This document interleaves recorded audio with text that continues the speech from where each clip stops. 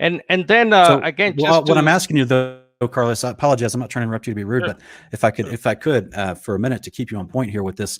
So you're trying to tell me that in Matthew 5, he tells everyone listening in a sermon, I didn't come to abolish the law. Abolish means to do away with, to make it go away so nobody has to obey it anymore. And then he turns around and says, but I'm going to change it, and here's what you do. Is that what you're saying? Yeah. So Jesus did Okay, not because say. that would disqualify him for what he called himself. Did you know that you realize that he called himself the prophet when he answered John's disciples?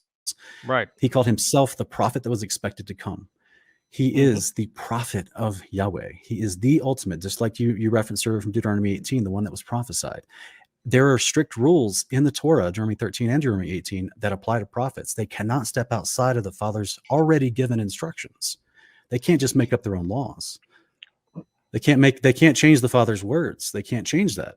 And if you don't mind, I mean, what do you feel about what do you feel about the verses in the Old Testament, like in Psalm 119, 144? It says, "Your testimonies are righteous forever. Give me understanding that I may live." What do you think Yeah, about I that? mean, again, this is, I think, where the disagreement lies. Like I said, the ancient Well, rabbis saw. Carlos, I'm sorry to interrupt you, brother. What do you think about Psalm 119, 144? It says, "Your testimonies are righteous forever. Give me understanding that I may live."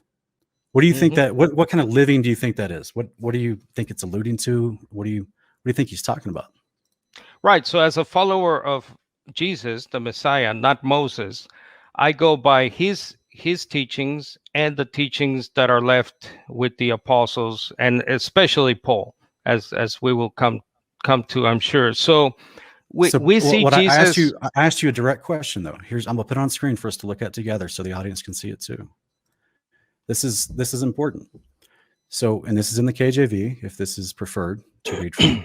The righteousness of your testimonies is everlasting. Give me understanding, and I shall live.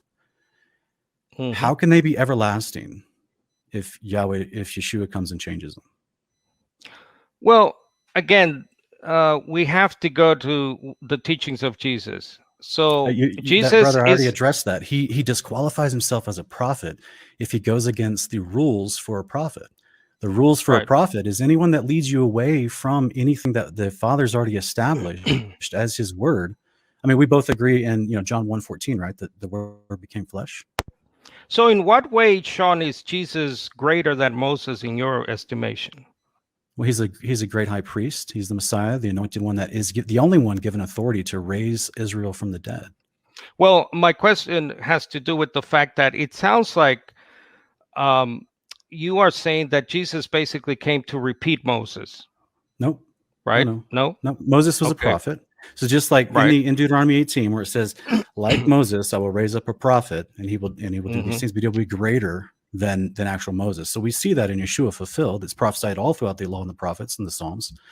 So that's what I'm saying.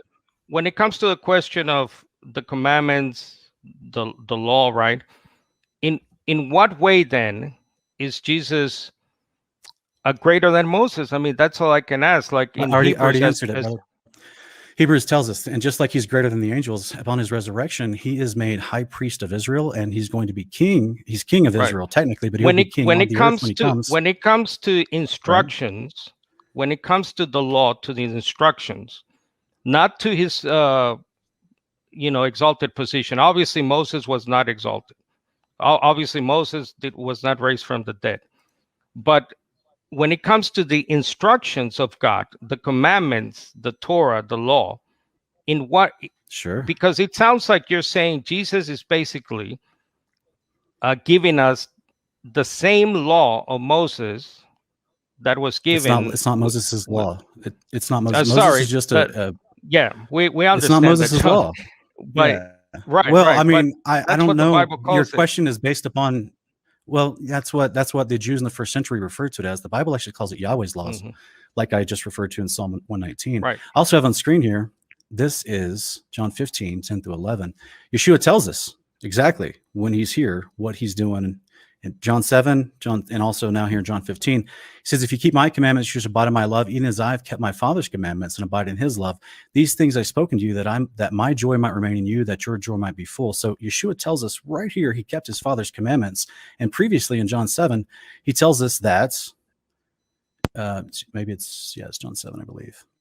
Are the commandments of the father to listen to Moses or to listen to his son? His son repeated all the prophets had the same instructions, the same Torah. Right. So the son is repeating what Moses was told to say, right? So that's why I'm asking. Moses, you know that Acts 7:53, Galatians 3:19, Hebrews 2:1, Moses received the words of the Lord from angels on Mount Sinai. Mm-hmm.